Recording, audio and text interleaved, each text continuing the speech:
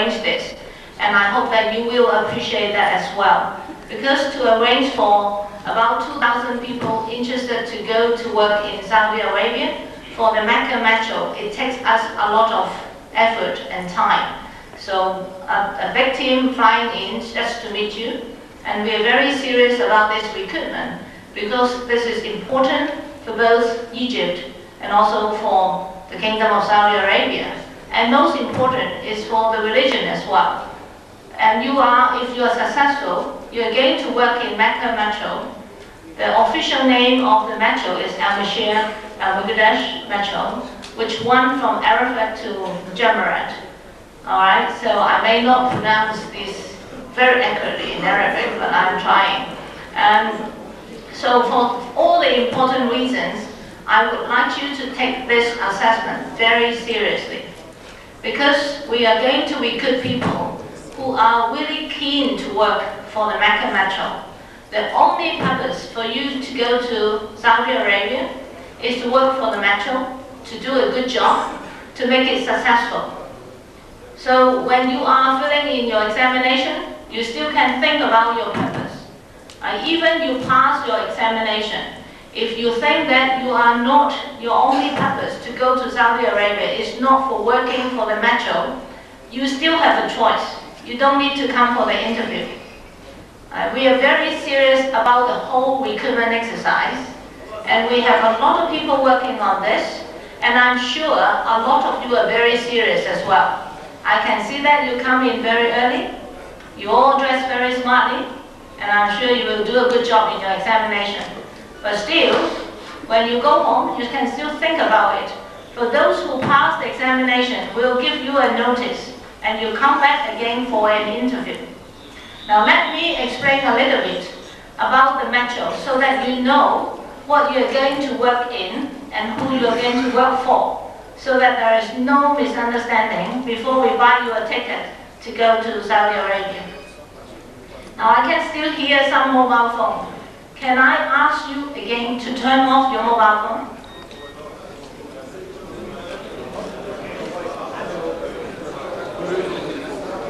نغلق الجوالات. الموبايل لو سمحت. موبايلات. Alright, so now let me explain to you.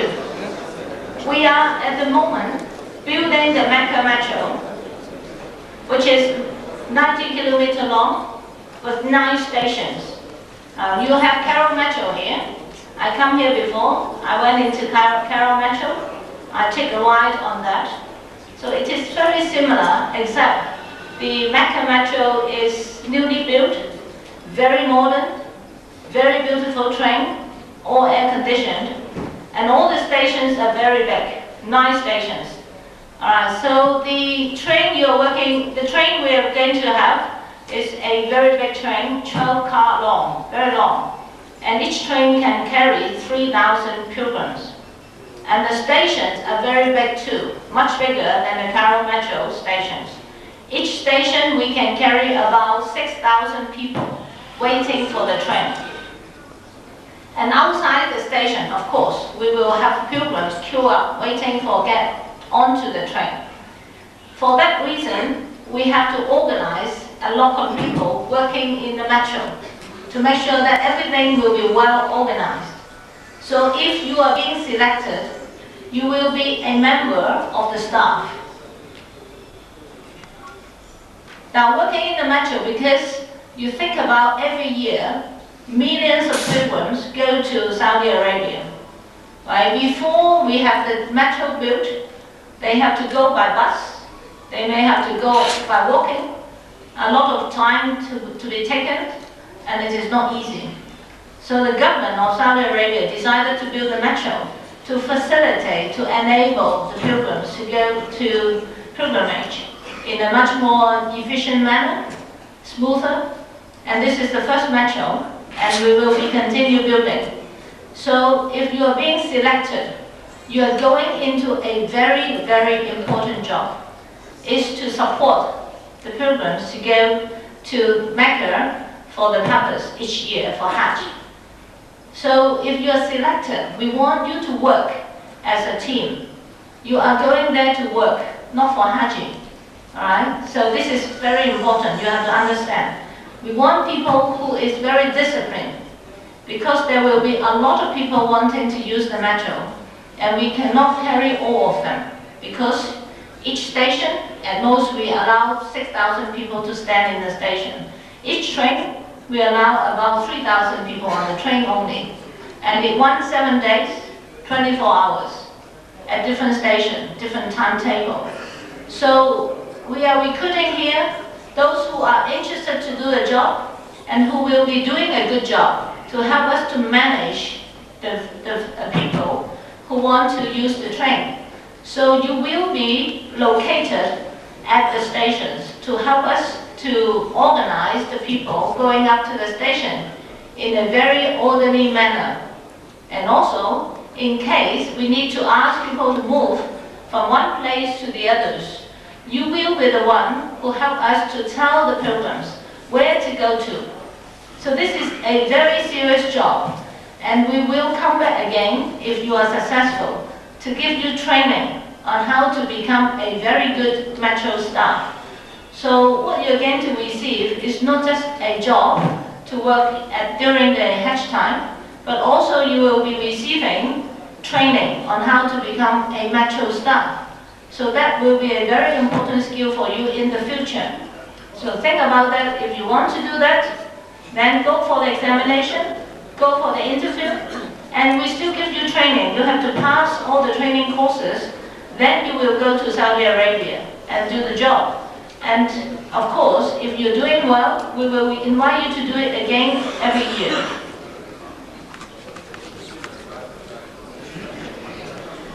السلام عليكم. أولا شكرا لحضوركم، شكرا لنصركم، ونشكر في الحقيقة في البداية القوى العاملة وعلى رأسها معالي الوزيرة لما قدموا من دعم. ونوضح لكم ما قالت الدكتورة. أولا احنا فريق جايينكم من المملكة العربية السعودية لاختياركم من خيرة الناس اللي تتفضلوا وتتشرفوا بخدمة ضيوف الرحمن، وهذا شرف لنا انكم تكونوا معنا. الاختبار نبغاه ياخذ وقت قصير على اساس الاخوان برنامجكم اللي قطعوا، على اساس وقتكم وعلى اساس صلاه الجمعه ان شاء الله. المترو طبعا زي ما شرحت لكم الدكتوره هو من احدث المترو المصنع مخصوص للمشاعر المقدسه، مترو كبير، مترو سريع، المحطات على احدث مستويات، المحطه توسع حوالي 6000 حاج، فعشان كذا نحتاج العدد الكبير، العدد المخلص لوجه الله سبحانه وتعالى، العدد المدرب. طبعا احنا بعد ما تجتازوا الامتحان حيكون في لنا زياره معاكم اخرى للناجحين على اساس التدريب، لانه نحتاج الناس قبل ما توصل الى المملكه العربيه السعوديه يكونوا الموا بالعمل، هم الموا بالمحطات وايش اللي بيعملوا من تنظيم الحجاج، من مساعده الحجاج، من التصرف في حال لو حصل زحام، لو حصل احتياج لاي مساعده للحجاج.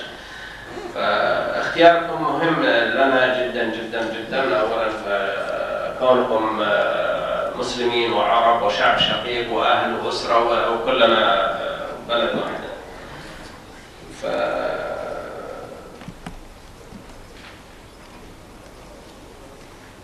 المحطات زي ما شرحت لكم الدكتوره تقريبا محطات كبيره، توسع 6000، القطار 12 منطوره، بياخذ له حوالي 3000 حاج في نفس او 6000 مترو، 6000 في نفس اللحظه.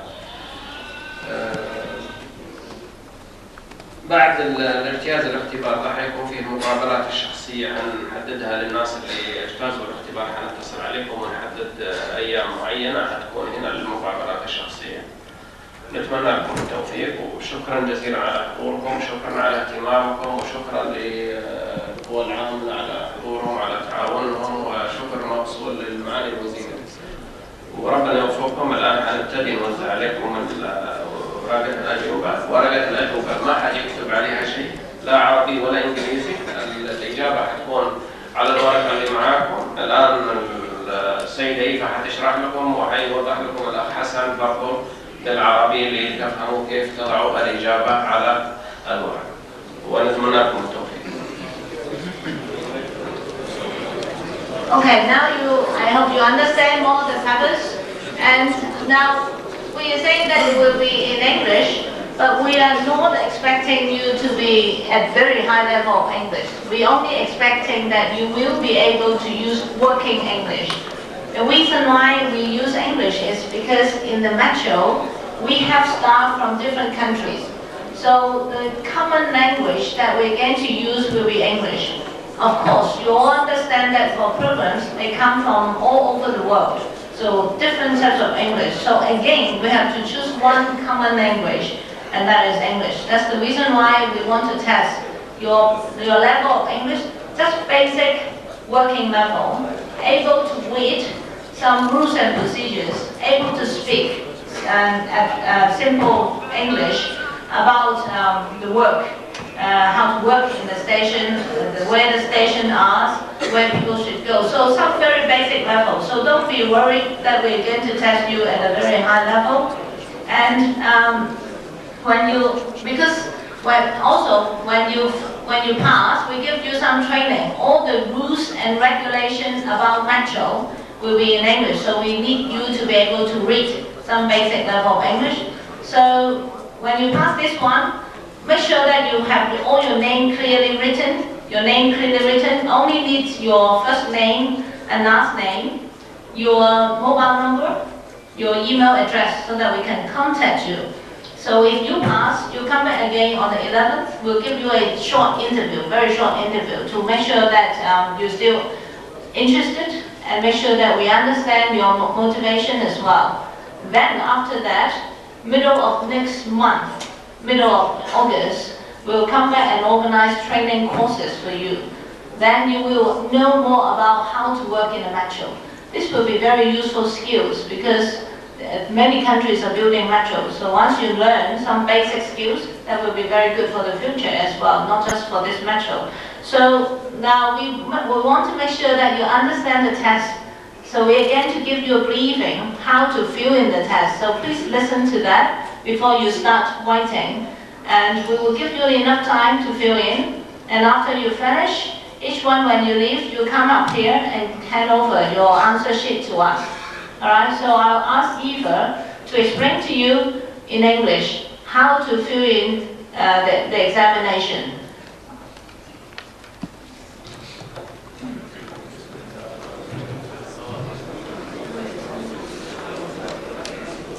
Okay, has everyone got your answer sheet and put down your name, email address, and phone number? Is that all done? Yes, good response. Okay, let me explain to you. You will soon receive a question paper, and you will have to fill in 3 different sections. For section 1, you will have like 20 multiple choices questions, and you have to put your answer on the answer sheet. Either you put A, B, C, or D. So you have 20 questions on multiple choice. And then you have section 2, which you will see an article. You will read the article, and then we will be giving you 5 questions about the article. Then you will write your answer in the section 2, which I have given you the space of 1, 2, 3, 4, 5 for that 5 questions. And then the last section, which is section 3, I will ask you to write a paragraph of 50 to 100 words about why you want to work for Mecca Metro. So all 3 sessions and all your answers, put it in the answer sheet. And you will have 1 hour to do this test. Once you finish, you give us your answer sheet. You're coming up here, giving it to me, Sarah, Kyan, Felicity, or Salman, or Joey. Okay? Is that clear? Do you all understand? Yes, very good. Now I will ask my...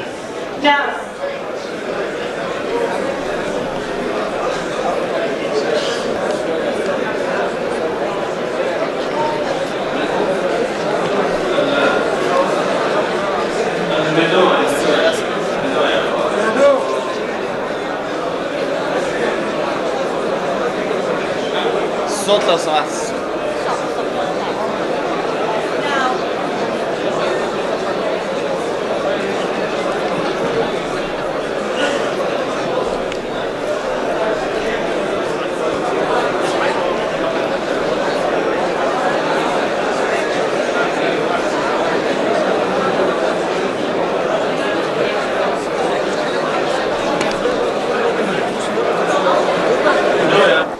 Right?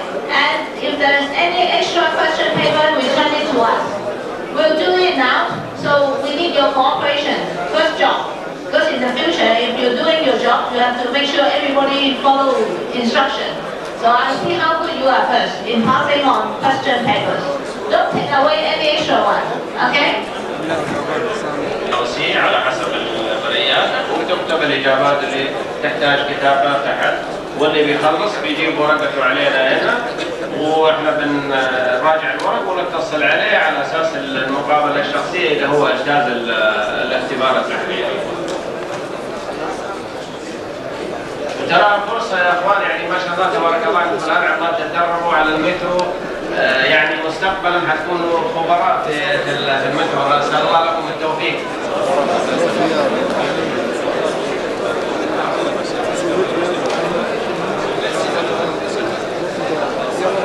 مدة العمل لما يتكلم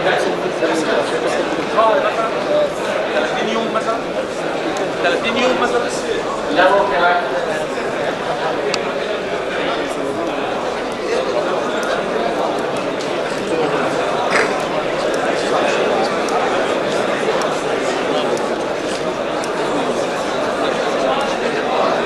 Now when you get the question paper, can you listen? Those who get the question papers, you are not allowed to write on the question paper. You can only write on the answer sheet. So no writing on the question paper. لا هو الكلام في الجمل.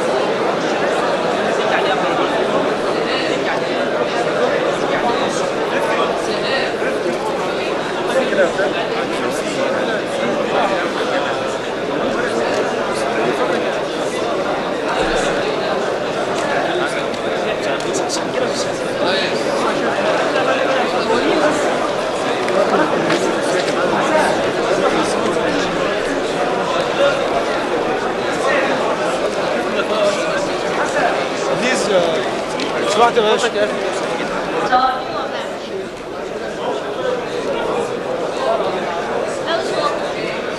Those without a question paper, put up your hand. We will have our staff distributing the paper to you. One question paper each.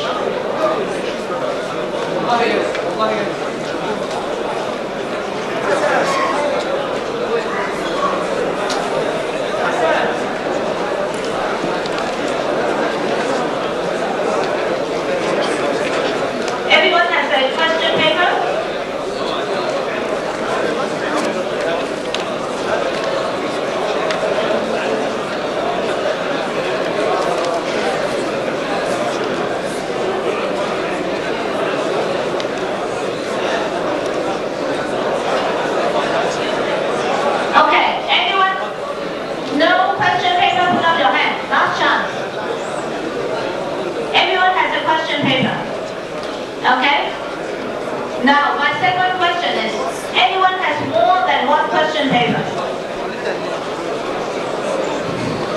So everyone, one question paper, one answer sheet?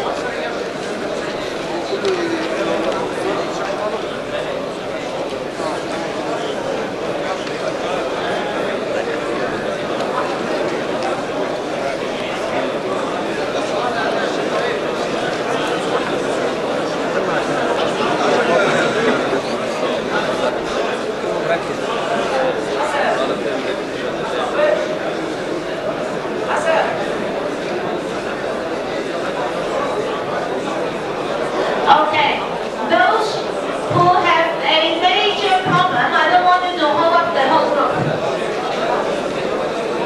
And for those who have problem, come out and sit on a different row. We'll give them special treatment. Because you're holding up the whole group. Now everyone sit down please.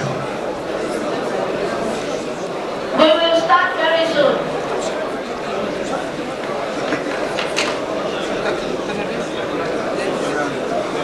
Okay, all sit down, please.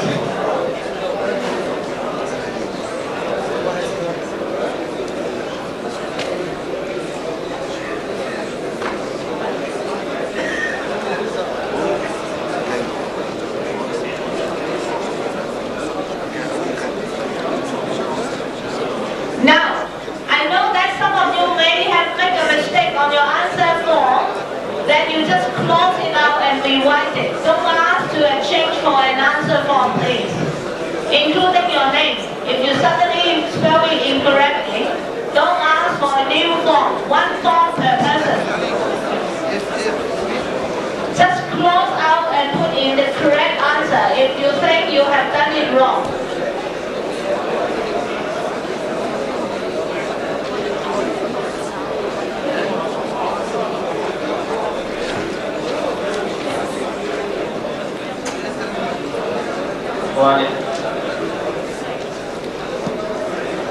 يا شباب كل استلام الورقة استلام ورقة الأسئلة كل استلام ورقة الأسئلة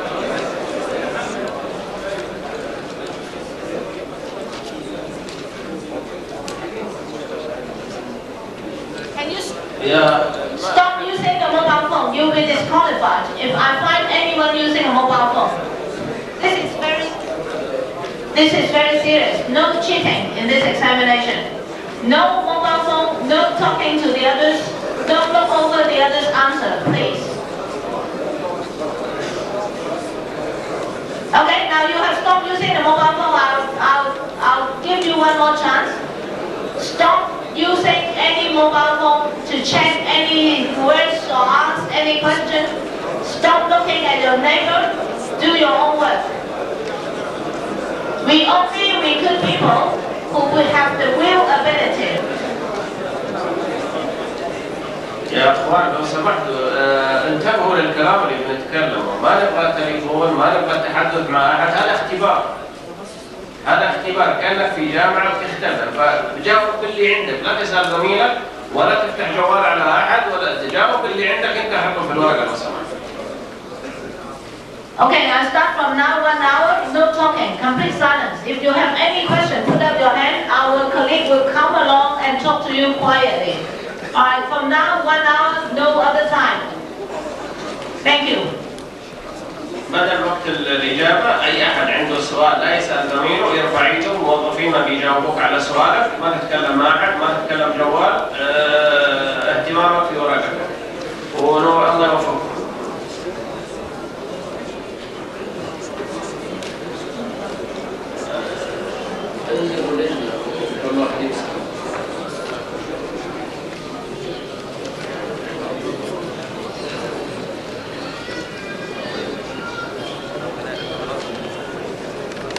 الموبايل يا شباب، الموبايل، أكبر الموبايل.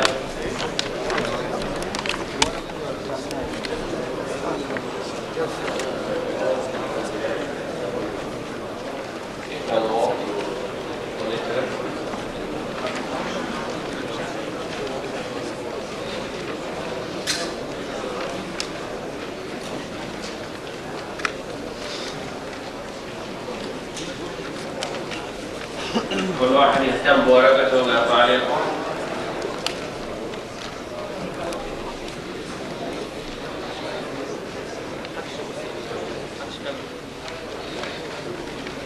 لا أحد يأخذ من إجابة زميله شيء؟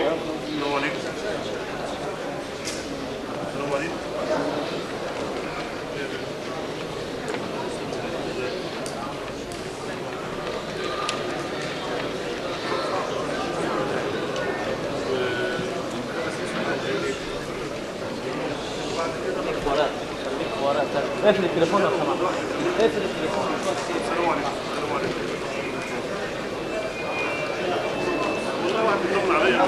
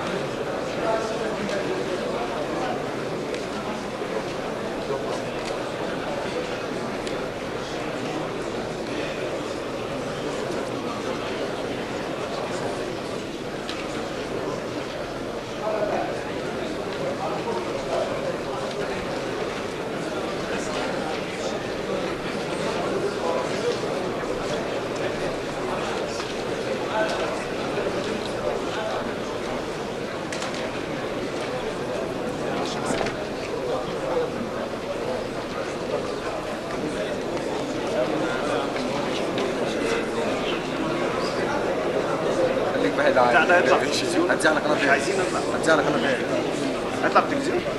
مش عايزين قناه صديق انتاج لشركه.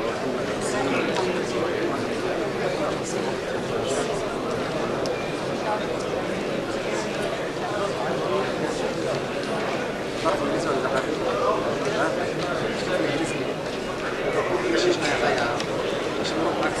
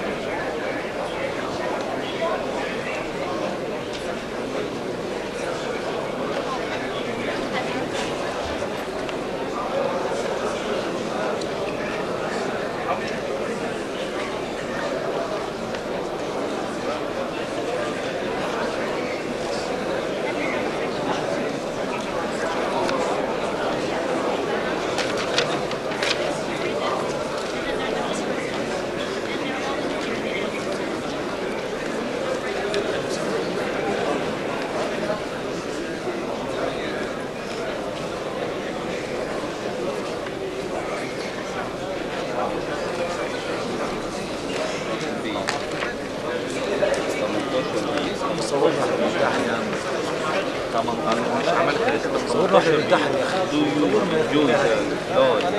صورنا يا عم. دي متاكد منها.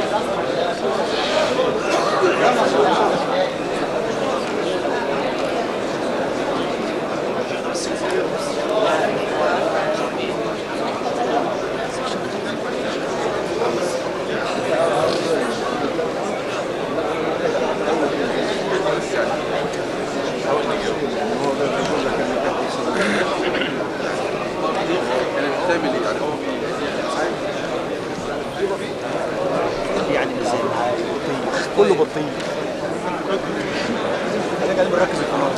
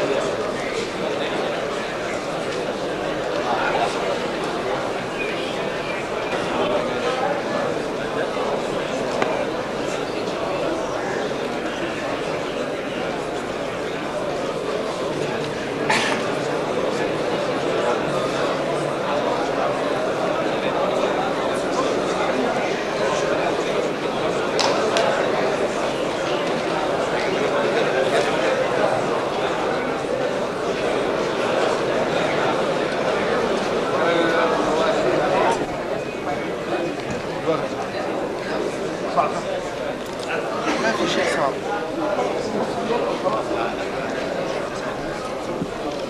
بس بالورقه يا ابني بس بالورقه نصور احنا نصور مش صوراتك يعني عشان بيصور. ثقيل عليه.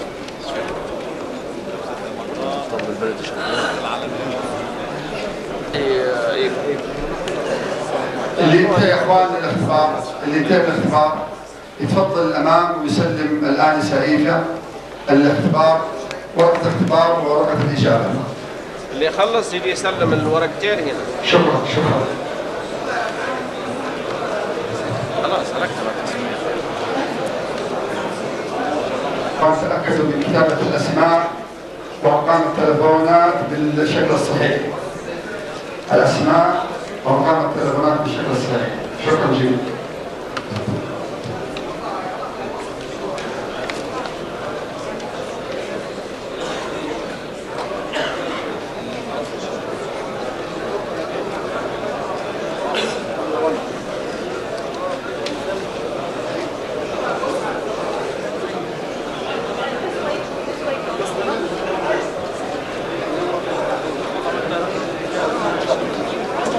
استنى ثواني معاك.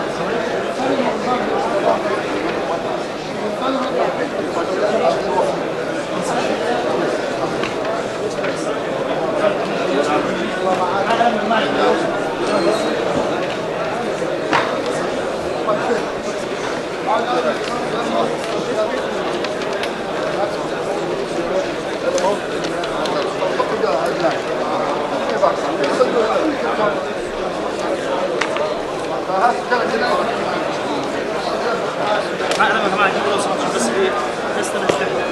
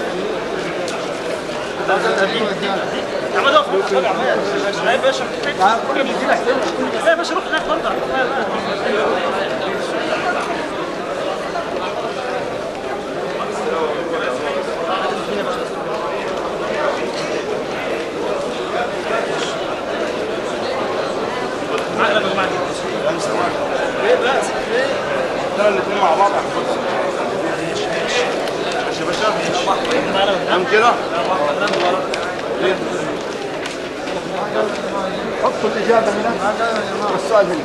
الإجابة هنا والسؤال هنا. حطوا الإجابة هنا. لا كده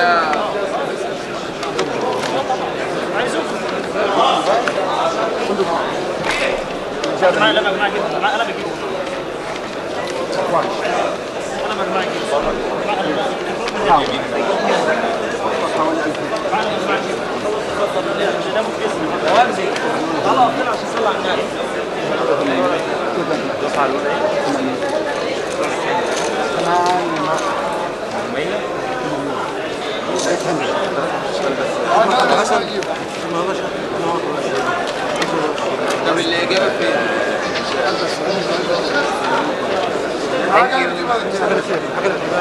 أنا راجل وعملت اتصال مع كل حاجة وبعدين شغلك محتاجين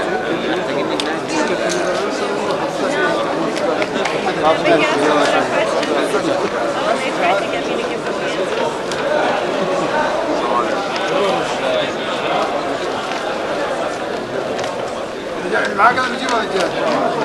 معاه قلم يجيب.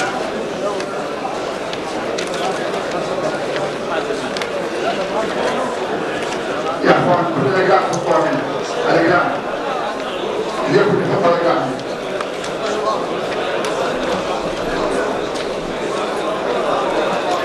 معاه قلم يجيب ولا رجال؟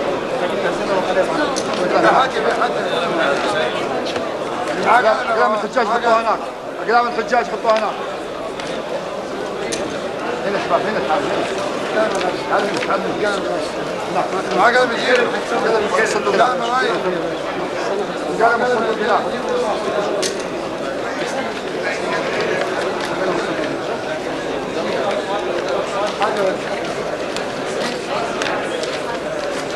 شكرا. معاه قلم يا باشا؟ معاه قلم يا جماعة.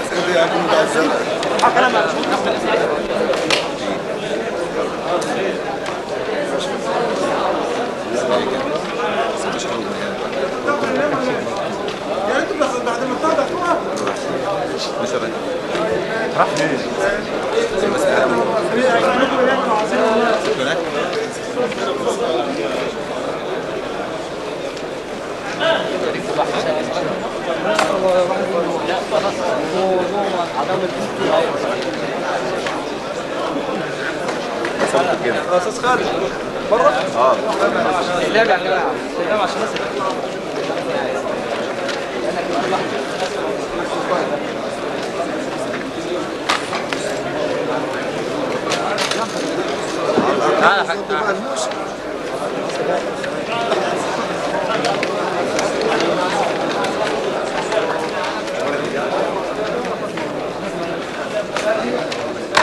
حاكمها الأجوبة بينها عندي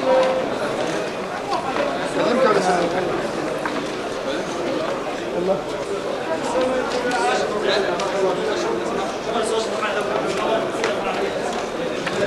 لا خليني واحد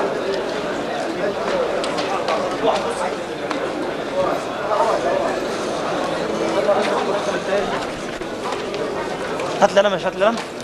حد معانا؟ لا حد معاك؟ لا.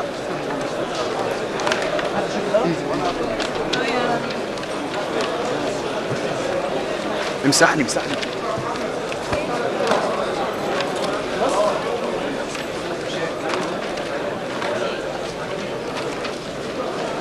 تعال هنا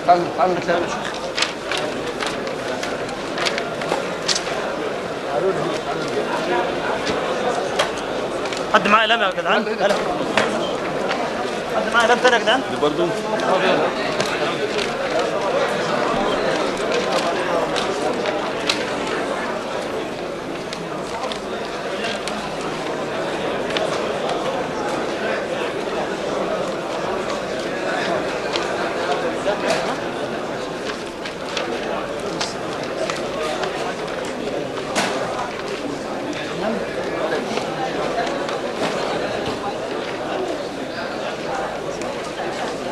تعال لي هات لي قلم، هات لي قلم. اقدع سل.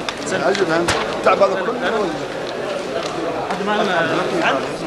تفضل كل اذن لك ما في مشكله انت بس انت قدمت اختبار طبعا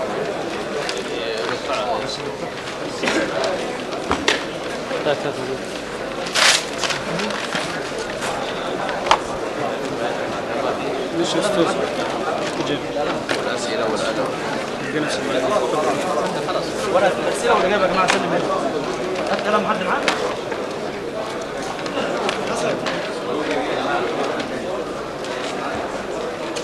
تفضل يا اخوان اللي خلص تفضل اللي خلص تفضل هنا علي تعال هنا تعال هنا بص لفوق يا عم تعال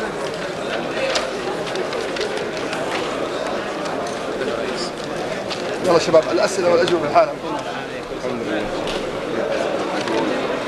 القلم سلم محل الامانات انت مسؤول عنه انا ما اتحمل القلم حد معاه قلم الان باشمهندس؟ قلم حد معاه قلم؟ قلم كده؟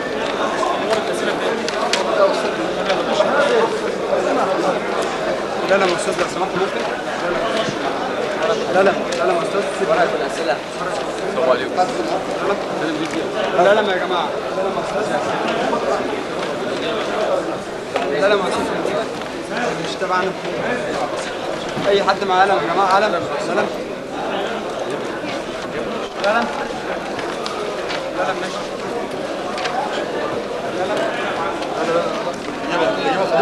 خدت الإجابة ماشي الورقة كله السنة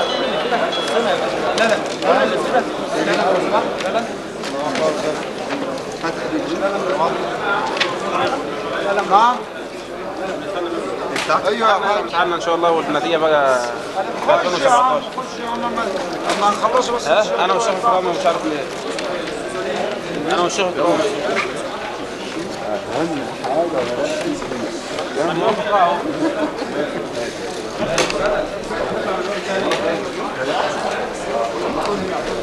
And also I'd like to thank a lot of people here helping, our agency here and also the government also supporting this. So I hope you will take this very seriously because we are recruiting people who are capable and motivated to work in Mecca for the Mecca Metro. Now this is a recruitment exercise for work. I know some of you may want to go to Mecca for Hajj, but not for this year. If you come, you are coming to work, not for Hajj. So I have to explain this very, very clearly to you. No misunderstanding. Everybody understand? Thank you very much. Thank you. Now, I am going to explain to you in English. The reason is, the working language in Mecca will be in English. If you have a problem with English, you have to let us know. We could use this time, even you are very willing to work there. Because the language, the working language for Mecca Metro is English. Basic English, we do not expect you to be very high level English, working English. Able to understand what I am talking about now, able to understand in the future some simple instruction, and able to talk to others in working language, English. So if you have a problem understanding English, please stand up now so that we know. Nobody stand up. Maybe you don't understand. Or one person stand up. You don't understand? Not enough. You understand. Thank you. When I hear that, it means you understand. I have no response. I'm very worried. Alright? Yes? Now, no question first. My question is, all of you understand English? Yes. Good. Anyone has a problem? No. You have a problem? Some people have problems. Some people have problems. Those who has a problem, now instead of holding up everyone, those who think your English is not very good, please stand up. Your English not very good. Okay, those English not very good, go to the back. I have somebody explain to you.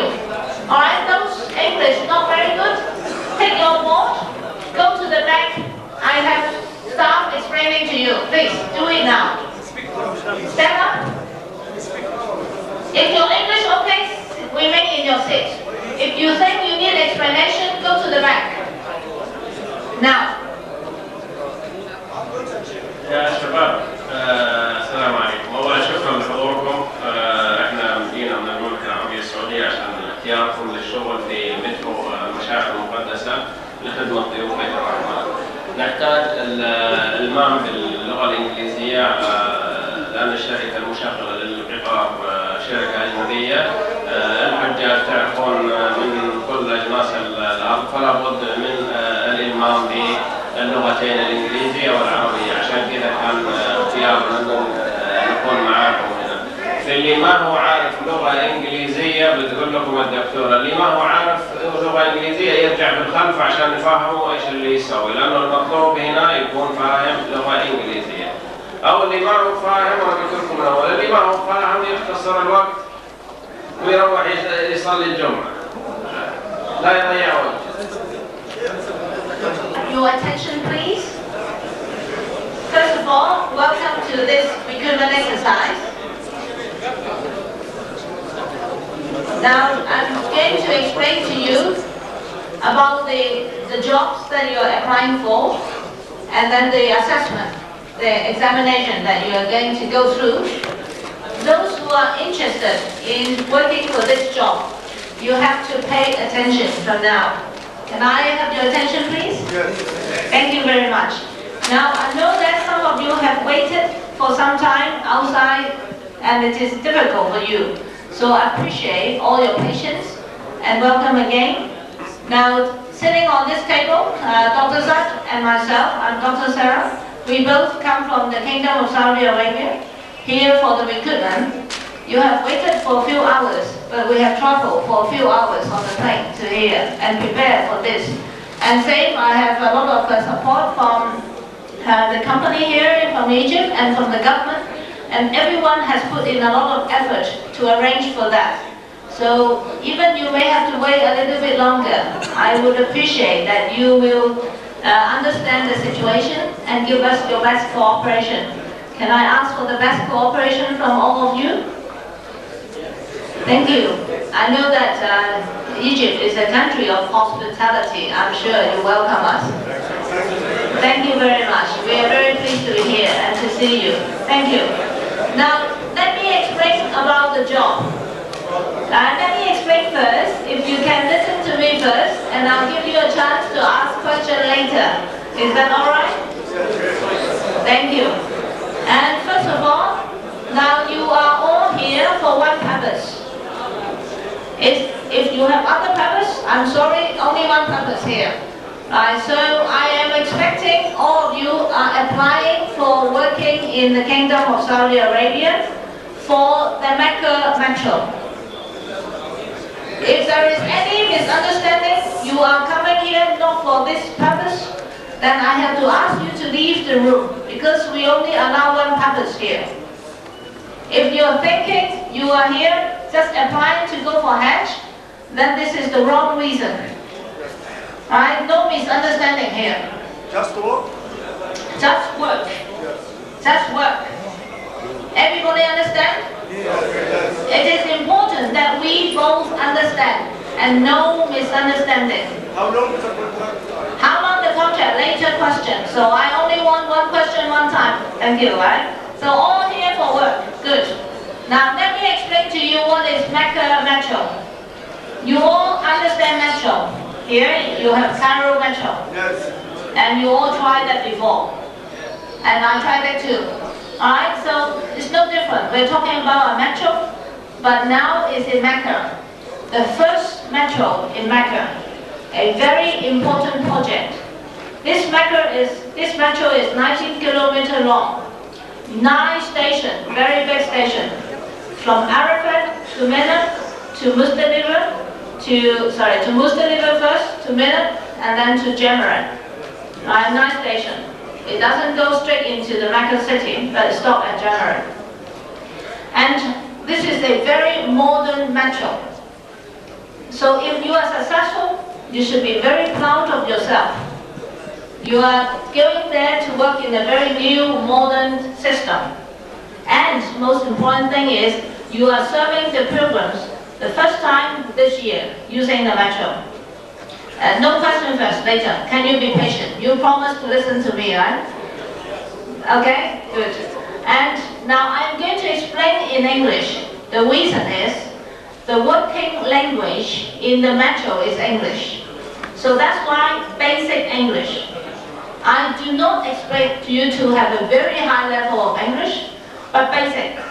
What is basic is, first of all, you understand what I am talking now. If you don't, that will be a problem, because you have to listen to me quite often in the future. And second, you are able to speak also simple English. Maybe slower, with clear words, will be fine. I don't expect you to speak like an English person. So simple, basic English. Some of you ask me about writing. Now again, I don't expect you to write a lot of English, but again, very simple. At least you know how to write down why I want to go to Mecca and do this job. As simple as that. Because in the future, if you are successful, we will give you training here first. If you are successful, we come back and meet you again middle of August. Give you training on metro. I guess nobody has worked in metro before, right? Yes, nobody. Nobody has. So you need to learn. And again, we'll give you training. The training will be in English. The training handles will be in English. We may have somebody explain more clearly in Arabic, in some of the more difficult terms, but most of them in English. The reason why we choose English is there are people working in this metro from different countries. Like myself, I come from Hong Kong, China, alright? So we have Saudi Arabic nationals, we have people from Hong Kong, we have people from Australia, we have people from England, so different places. That's why we can only allow one basic language, English. And also for pilgrims from all over the world. So they may be using different languages as well. So we have to choose. English and Arabic are the main language. That's why we are here to recruit. But one common language is everyone needs to understand basic English. That's the reason why we want to give you a test to understand your level. This is very important because you imagine every year millions of pilgrims go to Saudi Arabia for one purpose only, and we are serving them. So we have to make sure that there's no misunderstanding. and we are doing a very good job to serve the pilgrims. And for that reason, we give training, all the training in English. We have rules, procedures in operating in the railway. Now this is very, very important because these trains are electrical trains.